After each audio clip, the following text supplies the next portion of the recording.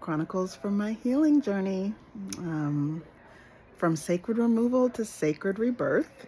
So, if you don't know who I am Rosella Ide White, the Love Big Coach, and my singular focus in life is to nurture love that is justice seeking, creative, and liberative so that all of us can thrive. My work is rooted in what I call a love ethic. And so, how this way of understanding love, a creative force that is justice seeking, that is liberative, and that brings about holistic healing. The way that I talk about this is a way of being, right? It's about how we live, how we learn, how we lead, and ultimately how we love. So, my work over the last 25 years, I cannot believe that's true, since I was about 20, has been rooted in this concept, even though I didn't have the language for it or was still developing the language for it. In 2019, I published my first solo book, which is called Love Big, The Power of Revolutionary Relationships to Heal the World. And prior to that, I had been a writer, am a writer. I'm trying to reclaim that. And did a lot of writing for blogs back in the day, professional journals, theological journals. I did devotionals, and I was blessed to be a part of some compilations as a contributor. And so writing was one of my first loves, I would say, close second in proximity to reading. I would say every decade there's been, now that I'm in the third decade, if you will, 10 to 20, 20 to 30, 30 to 40. No, shit. I'm in the fourth decade. Oh, I'm in the fourth decade of life. If I am lucky, I'll get to live another 40 years. But I have crossed the point, right? The point where there is less time ahead of us, at least if we're following kind of natural evolutionary way of being. I'm not trying to extend my life by non-natural or unnatural methods, but I'm basically halfway. So as I reflect on the last 3 full movements, I'm in the middle of the 4th movement. That first movement, that 20s, was really just about me seeing if I could swim, right? If I could be out in the world. And I say make it, not make it in some like attainment sense, but make it in terms of what does it mean to be a young adult? What does it mean to take care of myself? What does it mean to be in relationship? How am I in relationship? And then there was a lot of focus on work, education, like really acquiring things, experiences, opportunities that expanded my work, right, in my world. And that was my 20s. I would say my 30s was the time when I made a name for myself, right? And it was probably my mid 30s, really. It was around 33, 34, 33, my Jesus year. Made a name for myself, but it started with like devastation. I mean, my divorce was finalized at 30. I moved to Chicago for a national role around 30. I was traveling the globe. I was increasingly in leadership positions publicly. I was nurturing my voice as a speaker and was speaking more like I'd been speaking my entire life, but my 30s was that decade. And it also was the decade where I made the decision to return home and to return to myself. So I moved back home in 2016. In 2016. So I would have been, I don't know, I don't do math. Side note, have you all seen the meme with the, if you and I are both contemplating a math question, it's all you because I ain't got it, that's me. But I moved back home in 2016, so that was 10 years ago, so I would have been 34, so about to be 35, because I'll be 45 this year. And it started with like this deep call and clear call to return home and to support my family, or be of support, be in proximity to my family. And these last 10 years have been mind-blowing. Like, that was my third decade. I made the decision to become a full-time entrepreneur. I moved back into my childhood home with the rest of my family. We experienced the pandemic. I experienced burying like 8 of my family members, 7 or 8 of my loved ones. in 2020 and 2021. Both of my parents were diagnosed with cancer in 2021. So 2022 was a year of caregiving majorly. And then, yeah, I thought I found love and realized it was like the opportunity to really shift patterns, to break out of agreements that I made when I was way too young. And over the last decade, I've had significant issues when it comes to my uterus.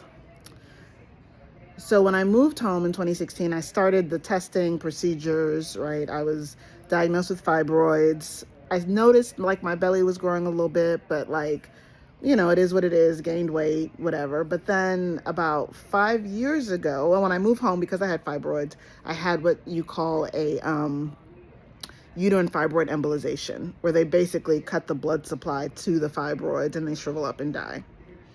And so they did that. And at that point, I remember there being a conversation like, well, they will probably grow back, but because you're going to be like in that time of perimenopause, you know, with hormones and everything, they may not grow back, whatever. And I don't think I'm crazy, but I'm pretty sure that was the reasoning. And I felt like there was pushback to me getting a hysterectomy at 35.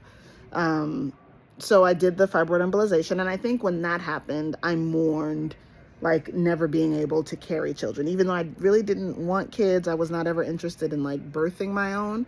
It was like, oh shit, like a piece of my body is not going to work in some ways what people would say, yeah, in a way that it might be designed to work. So I shifted that.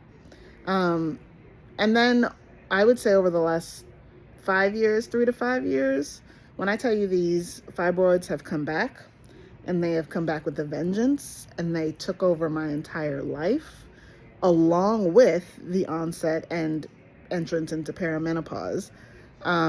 Life has been a chaotic time the last 5 years. I was able to build a business and sustain myself, and I'm proud of that. But I also was always in hustle mode. I was always in survival mode. I was always trying to make shit work. And I did it, but it came at a cost. It came at a cost. I also did not have adequate health insurance. So I was keeping up with preventative things, but anything that was a procedure, anything that would have been significantly costly, I didn't have the insurance to do it. So I think that the size and ultimately where I ended probably could have been prevented if I would have done this earlier. Needless to say, this year, I started a new role because at the end of 2025, I knew that something had to shift. And I still have my business, and there'll be more about that later, but I needed some consistency. I needed something to help my nervous system calm. I wanted to be in a space where I was learning, but also applying all of the skills and tools that I had received over the previous 2 decades. That's crazy. And I wanted to be on a team. Like, I didn't want to have to be worried for the whole. I wanted to be a part of a whole, maybe a significant part of the whole, but I wanted to be on a team. Put that into the universe. And on January 19th, I was hired as the chief of staff for Kairos Fellowship, which is a tech justice nonprofit that is striving for a world where technology works for us all, right? Where it's not built on the backs and at the expense of the most marginalized in our community and society, and it also honors, right, human dignity and human and the ability for people to make choices about the tools that impact their lives. And we also we have a political action side that is about advocacy as it relates to policies. We're part of a network of folks that are working on data center moratoriums across the United States, and I'm excited to start sharing more information about that on my feeds and in my writing, because when I think about a love ethic and when I think about the forces that are shaping our lives, we are in a moment when technology is at the center. Like, it is the thing that shapes our lives. And I'm not necessarily one to come to an answer about what that means, what to do with that, but I am one who likes to have the conversation and bring people together. So yes, I'm the chief of staff for Kairos Fellowship, a unapologetically Black, queer, deeply rooted in organizing organization that has just been a joy to get to know and to work with over the last 4 months. That opportunity also afforded me with health insurance. So it's a both and for me. And did all of my kind of physicals, was like, I'm gonna put all this money in my FSA, did all my physicals, and it became very clear that I needed to have a hysterectomy, and I needed to have a hysterectomy ASAP because of my anemia, because of like the growth in my internal space, because of the unknown, because I had not had anything biopsied.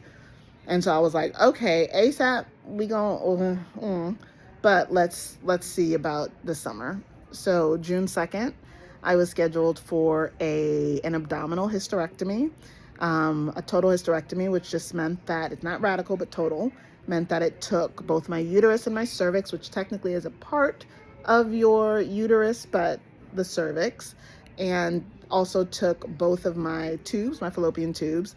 And then when they were in there, they noticed that there was a fibroid in my ovary, which is not common. So they did take a piece of one of my ovaries to what's it called? They took a piece of one of my ovaries to biopsy that. And so, yeah, that happened on June 2nd. And because of the size of my uterus, I was not able to do it laparoscopically, where they insert the holes in your abdomen, or vaginally, where they pull it out through your vagina, your vaginal canal. I had to have a C-section. And so on June 2nd, at around 9:30 in the morning, I birthed a 4.5-pound uterus that had, the pathology report said, innumerable fibroids.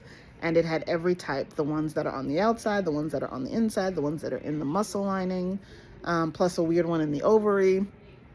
And yeah, leading up to it, which I'll talk about later, I did kind of a whole process of intentionality in terms of how I was relating to my body and the rituals that I was engaging in to mark this moment. And then this season, right now, I'm recording this in week 4 of recovery.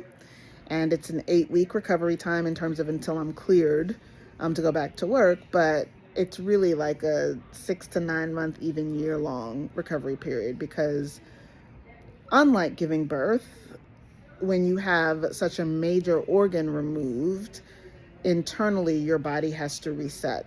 And not just reset, but create new pathways, because your bowels are not where they used to be, and your stomach is able to expand, and your bladder is able to expand. And so internally there will be a lot going on for the next year, which all of this is going to be a part of my healing conversation. And those of you who know the wound healing methodology that I talk about in Love Big, this has been such a gift of a time for me. And it has been humbling to receive the amount of support and the type of support that I've received from my loved ones, my family, my boyfriend, my friends. Yeah, people have showed up in just unimaginable ways, and they remind me of what a love ethic looks like in real life.